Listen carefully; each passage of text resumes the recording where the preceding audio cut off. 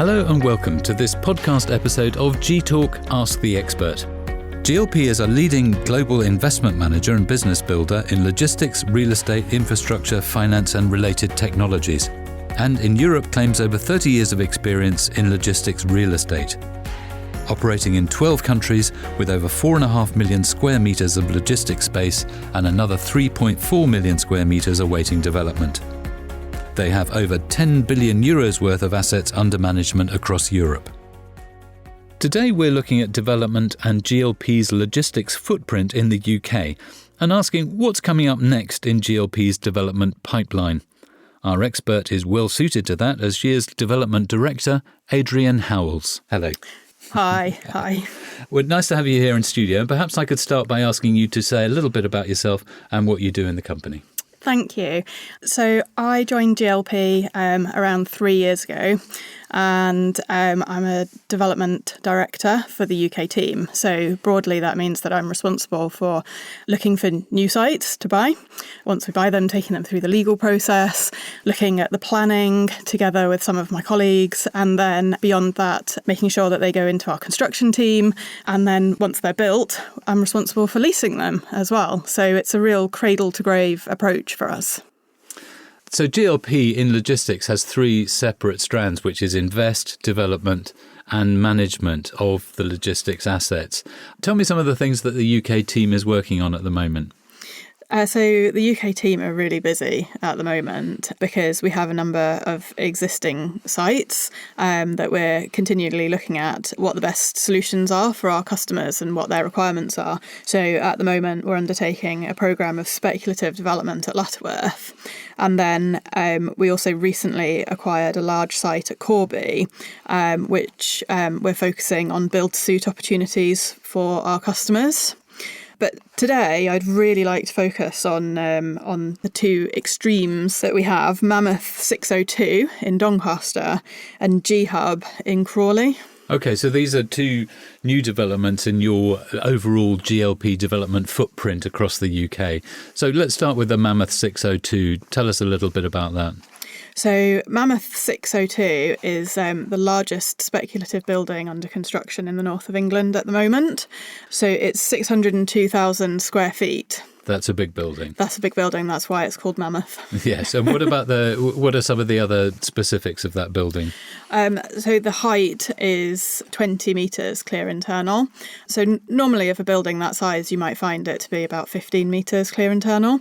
So we've increased the height to give a customer additional cubic capacity within that building. And that's near Doncaster, so that's a central UK location which gives access to the widest part of the UK. So it is. It's a good location in terms of its proximity to the ports, the Humber ports, for example, where a lot of products come in from abroad. But additionally, within a 4.5 hour HGV drive time, you can reach 75% of the population of the UK. So that's great for HGV efficiency because the driver doesn't have to stop on his route and can reach that 75% of the population. So that's the large-scale building. What about the other site you mentioned in Crawley? G-Hub Crawley. So that's is the other end of the scale and is what we're considering a last mile solution. So that's a 3-unit scheme. What does it, just picking up on that, what does last mile mean? So last mile is literally the last place your parcel is before it's delivered to your house. The last leg of your parcel's journey. We all click, next day delivery or same day delivery. And so that parcel has to be in proximity to your house. So all those parcel delivery companies, they deliver it to the hub warehouse and then the last mile is the one to your door. Absolutely, that's correct. And what then, that you mentioned 3 units in Crawley. Tell us a bit about those. It is a 3-unit scheme and they're much smaller, especially when you compare them to our Doncaster 602. So in Crawley, the 3 units are 90,000 square feet, 46,000 square feet and 26,000 square feet. So really the opposite end of the spectrum there. Yeah, you weren't tempted to call them mice or moles or some small creature. No, we like to have a name for our buildings that's catchy and sticks in the mind of either the agent who might have an occupier that needs it or an occupier themselves. So Mammoth seems to be appropriate, but I didn't come up with anything clever for Crawley. Just G-Hub. G-Hub, yep. It does what it says on the tin. Okay. Looking at the net zero then, how do you achieve net zero in construction? What are some of the guiding principles? So magnitude 314 was the real test for us as a business to see, how we could achieve a carbon net zero building for construction. So it was a very iterative process throughout the design and bringing on board all of our external consultants to really challenge them to think in a different way. But every part of the process was looked at and modelled and then measured in terms of the carbon that was used, and all the consultants and the contractor were challenged to find different solutions. So nothing was off the table, so to speak. You've got those three phases, haven't you? You've got the actual construction process and working with the partners to make sure that there's minimum carbon being used. And then you've got the actual materials involved in the construction of a building and how much carbon they're using, as well as an awareness of the whole life cycle of a building and how much is recyclable. I see that one of the things that you use a lot is recycled materials in the car park space around and in the sort of carpet materials. It's the use of materials is a big thing, obviously, for that carbon reduction. What about some of the space around the building? Yeah, so in all of our buildings, we like to have attractive external areas, attractive to our occupiers, to our neighbours and to wildlife and ecology around them. So, for example, in Doncaster, we will be collaborating with Earthwatch, who run a project called the Tiny Forest Project. So the idea of that is that you take a tennis court size plot and you plant around 600 trees densely in this small area. So you literally have a tiny forest. Planting method encourages accelerated forest development. They don't use any chemicals or fertilizers, so it's all natural. And the great thing is it's low management, low maintenance after the first 2 years. So Earthwatch look after it for the first 2 years. So as I say, it's a collaborative project between the two parties. And you can end up with over 500 animal and plant species within the first 3 years. So it's a small area with a big impact. That's the attraction for wildlife. But what are the amenities that you're putting in for customers? So, for example, looking at electric fleet vehicles is something that we hear a lot in terms of feedback from our customers. We are trying to assist them with their carbon footprint operationally by ensuring that we have sufficient electric charging points in our car parks.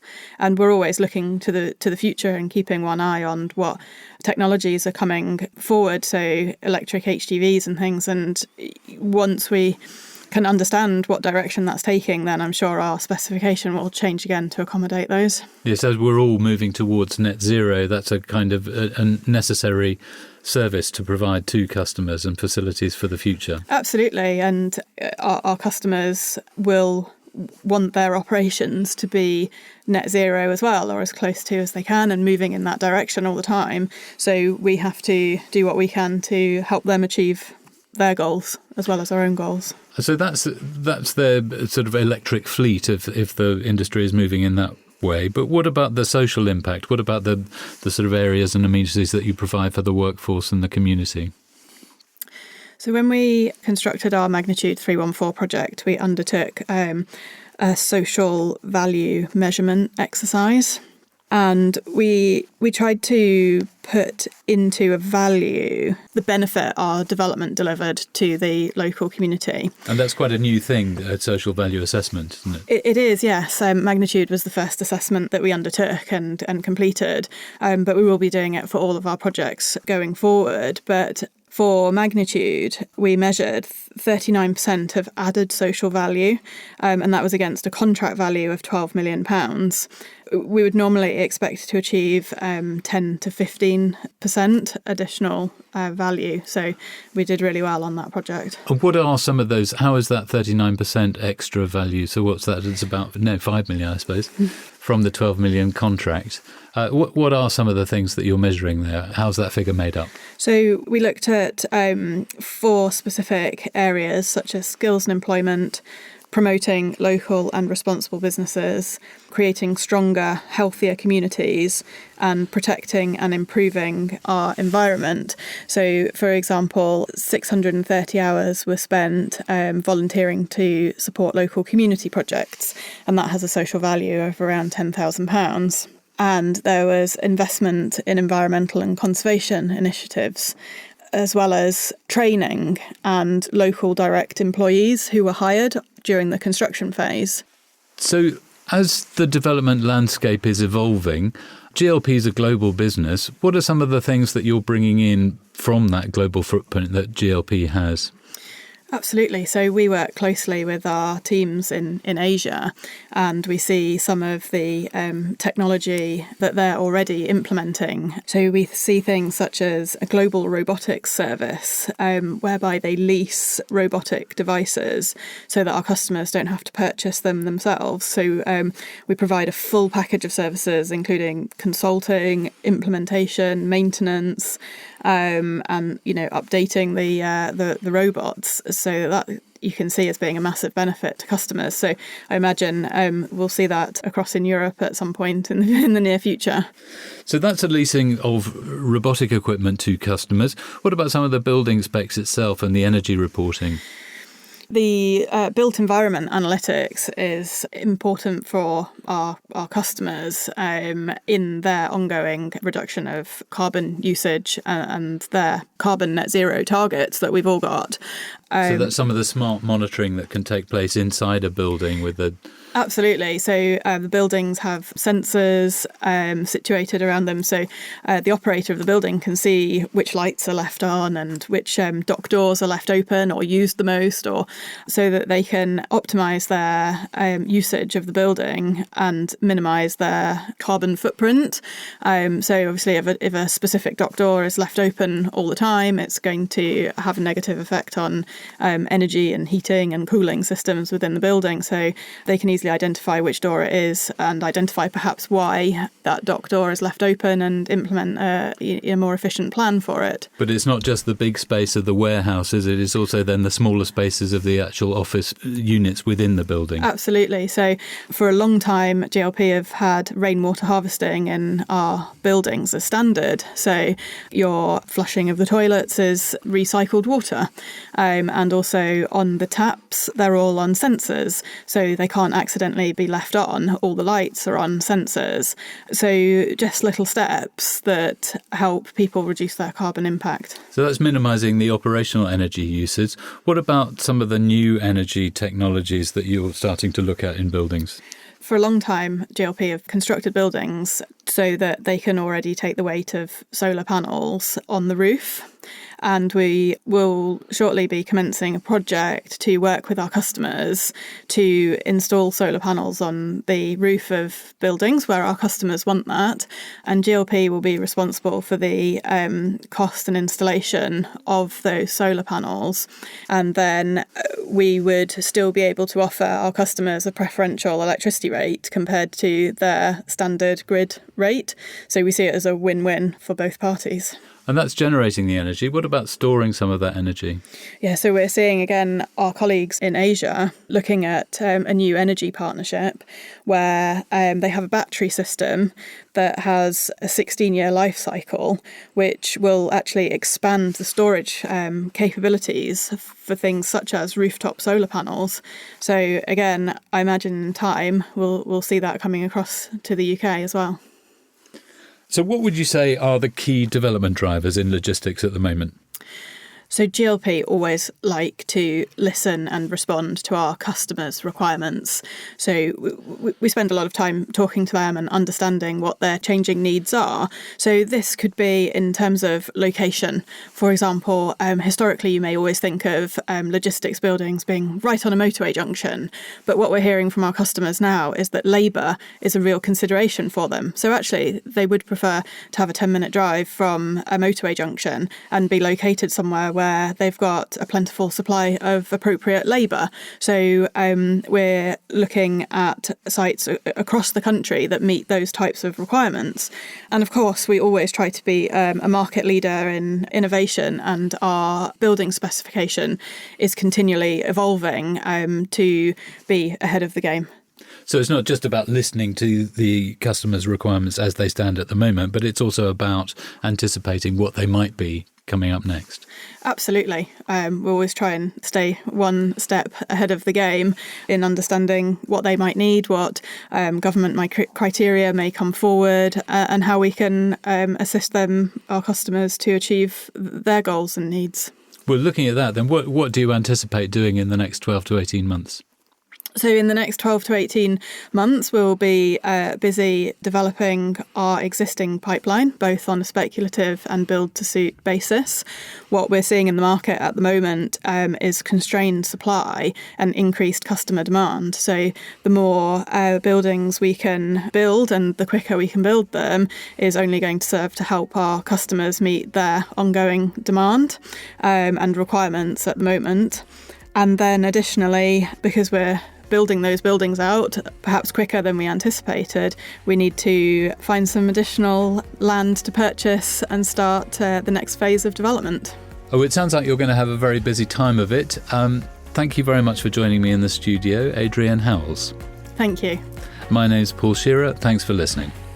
And thanks for listening to this episode of G-Talk Ask the Expert.